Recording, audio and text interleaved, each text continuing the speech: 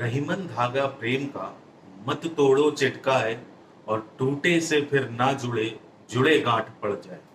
तो नमस्कार दोस्तों, स्वागत है आपका आपके प्यारे YouTube channel love express bye Nitesh में। मैं हूं आपका होस्ट एंड दोस्त नितेश। और आज हम बात करेंगे कि कोई व्यक्ति विशेष या फिर आपका पार्टनर अगर आपका ट्रस्ट बार बार तोड़ रहा है तो उसके क्या रीजंस होते हैं, और अगर इसमें किसी की गलती है तो वो सबसे ज्यादा गलती किसकी है। इस वीडियो को स्टार्ट करने से पहले मैं आप सभी से कह दूं कि अगर आपके पास कोई भी पर्सनल या प्राइवेट सवाल है जिनको आप पब्लिकली डिस्कस नहीं करना चाहते, तो आप दिए गए इस व्हाट्सएप नंबर पे मुझसे कांटेक्ट कर सकते हैं और मुझसे एक पर्सनल और प्राइवेट कॉल बुक कराकर मुझसे पर्सनल सॉल्यूशन ले सकते हैं अपनी प्रॉब्लम्स का। तो दोस्तों, हम बात कर लेते हैं सबसे पहले इस कारण पे कि आखिर धोखा देने वाले की ज्यादा गलती है या फिर धोखा खाने वाले की ज्यादा गलती है। आप कहेंगे ये कैसा सवाल है सर, अब जिसने हमको धोखा दिया है गलती तो उसकी है ना। नहीं, कई बार गलती उसकी नहीं है, कई बार गलती आपकी भी होती है। क्यों होती है ये गलती, कैसे होती है? क्योंकि सामने वाले को धोखा देने का हमने खुद मौका दिया है। क्योंकि कई बार जब हमें धोखा देने वाला धोखा देने की कोशिश करता है तो हम अपनी दोनों आंखें बंद करके उसके प्यार में इतने अंधे होके घूम रहे होते हैं कि हमें उसकी एक्टिविटीज पहले से ही दिख रही होती हैं, हमें उसके क्रियाकलाप पहले से दिख रहे होते हैं, हमें उसकी बातें पहले से समझ में आ रही होती हैं, लेकिन हम उसको जानबूझ के बार बार मौका देते हैं कि तुम मुझे धोखा दो। और एट लास्ट पे हम इस बात पे सर पकड़ के रोने लगते हैं कि देखो सामने वाला हमें चीट कर गया, उसने मुझे डंप किया, उसने मुझे चीट किया, क्यों ना करे। सबसे पहले तो आपकी इसमें गलती है। आप एक बात समझिए कि गुब्बारा, जो गैस का गुब्बारा होता है ना, वो हवा में ऊपर इसलिए नहीं जाता कि वो किस कलर का गुब्बारा है, वो हवा में इसलिए ऊपर जाता है कि उसके अंदर क्या भरा है। तो जिसके अंदर जो भरा है वो वैसा ही तो रिएक्ट करेगा। अब आपका पार्टनर कई बार जाने अनजाने आपके सामने अपनी ऐसी एक्टिविटीज तो दिखाता ही रहा होगा कि वो आपको चीट करने वाला है, बट आपने उस पर इतना ज्यादा भरोसा कर लिया, इतना ज्यादा विश्वास कर लिया कि आपने उसकी इन सारी एक्टिविटीज को छोड़ दिया और आप फिर से उसके बहकावे में या झांसे में आ गए। देखिए, मेरा काम आपको रियलिटी बताना है, आपके अंदर की उस पावर को जगाना है, उस कॉन्फिडेंस को जगाना है जिसमें आप सच को माने, सच को स्वीकारें और सच को समझें। आप इस बात को बहुत अच्छी तरीके से समझिए कि सच तभी सच होता है जब दो व्यक्ति हों, एक सच बोलने वाला, दूसरा सच सुनने वाला। अगर सच बोलने वाला है, सच सुनने और मानने वाला नहीं है, तो भी उस सच का कोई मोल नहीं है। और अगर एक सच सुनने वाला है लेकिन सच बोलने वाला नहीं है, तो भी उस सच का कोई मोल नहीं है। यानी सच उसी कंडीशन पे सच है जब उसके लिए दोनों व्यक्ति विशेष जिम्मेदार हों।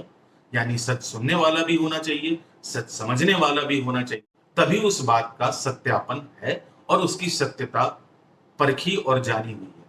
तो मैं आप सभी को बता दूं कि मैंने अपनी इस वीडियो की शुरुआत में क्यों बोला कि रहीमन धागा प्रेम का मत तोड़ो चिटकाए, टूटे से ना जुड़े जुड़े गांठ पड़ जाए। क्योंकि कई बार हम अपने पार्टनर की एक्टिविटीज को देख के अपनी आंखें बंद कर लेते हैं। हम हमेशा इस बात का अपने आप को झूठा भ्रम देते रहते हैं, खुद को ये यकीन दिला रहे होते हैं कि नहीं, जो हो रहा है वो बहुत बेहतर हो रहा है, और देखो ना उसने माफी मांग ली, देखो ना उसने जस्टिफिकेशन दे दिया, देखो ना उसने मुझे समझा लिया, देखो ना वो मुझे कितना प्यार करता है या करती है। प्यार करना, प्यार होना बहुत अच्छी चीज है, लेकिन अपनी आंखें बंद करके उस प्यार में अंधे होके डूब जाना और उस कुएं या खाई में छलांग लगा देने जितने बराबर है कि आप जानते हैं कि अगर आप गिरे तो आप शायद नहीं बचेंगे, लेकिन आप फिर भी गोता लगाने के लिए तैयार होते हैं क्योंकि आप अंधे हो जाते हैं। तो आप इस बात को समझिए कि अगर कोई आपको धोखा दे रहा है तो आपने उसकी एक्टिविटीज से उसको क्यों नहीं जज किया।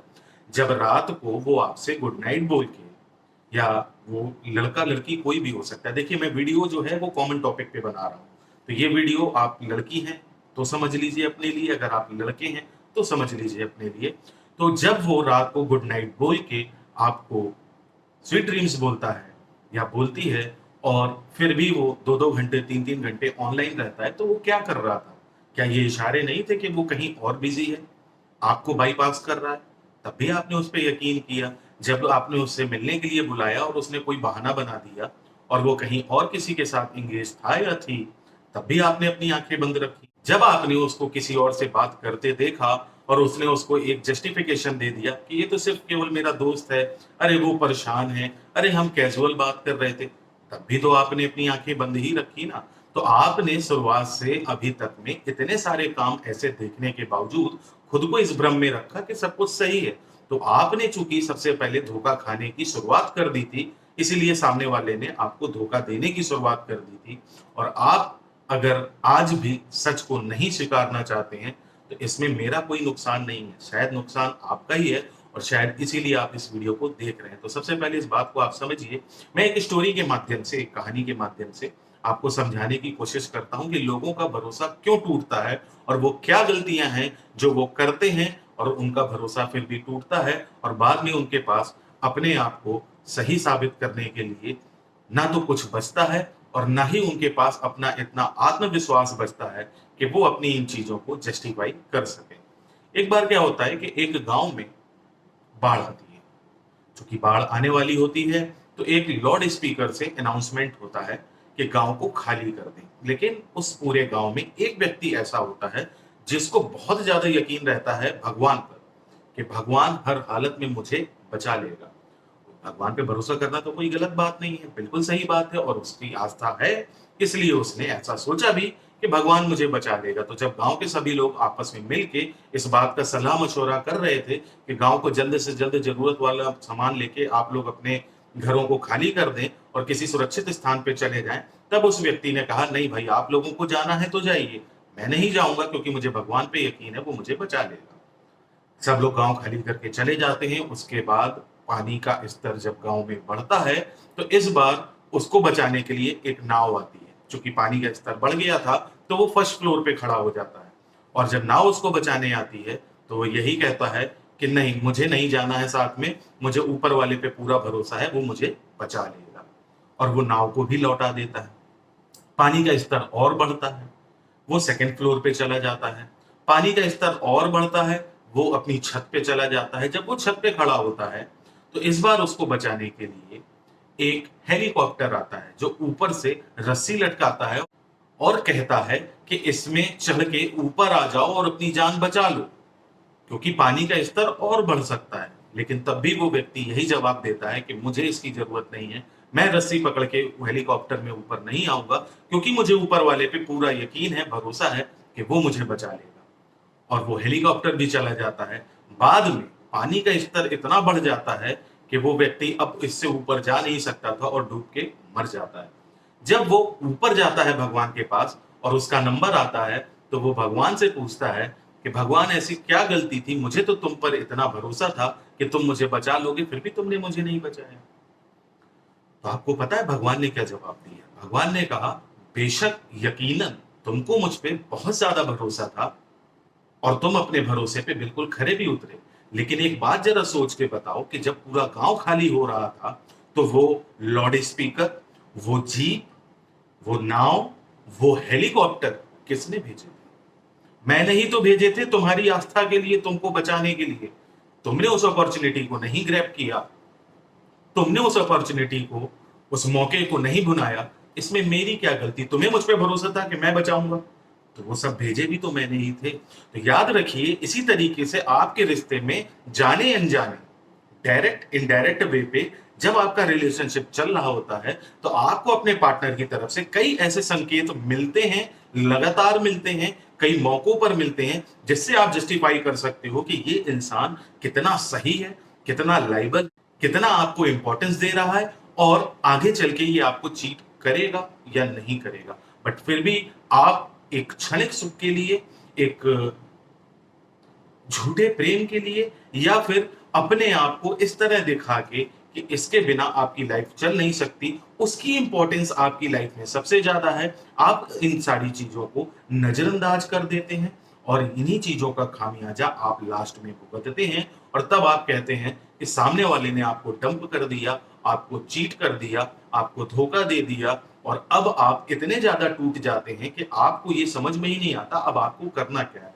और कुछ लोग तो इतने ज्यादा टूट जाते हैं और इतने ज्यादा आक्रोश या आवेश में आ जाते हैं कि वो गलत कदम तक उठाने के लिए तैयार हो जाते हैं और वो अपने सामने वाले पार्टनर से किसी भी हद तक जाकर बदला लेने का, लड़ाई लड़ने का या सामने वाले को बर्बाद कर देने का जिम्मा तक उठाने को तैयार हो जाते हैं, जबकि उनको अभी भी नहीं ये समझ में आता कि ऊपर वाले ने आपके आंखें बंद करने के बावजूद अब आपको फिर से एक फाइनल और लास्ट मौका दिया है कि आप अलग हो जाइए, अपना सही रास्ता और अपनी खुशियां आगे तलाशिए।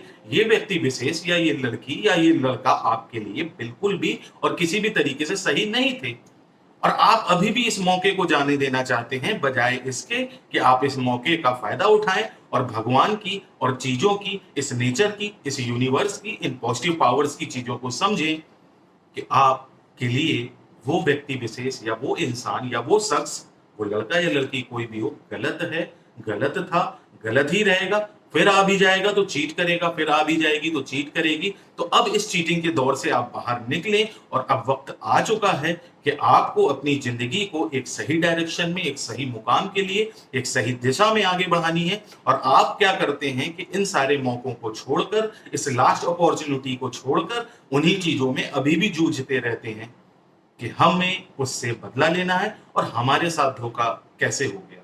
तो आप भगवान नहीं हैं, भगवान बनने की कोशिश ना करें। कि दो सिद्धांत होते हैं, एक गीगो और एक बीगो।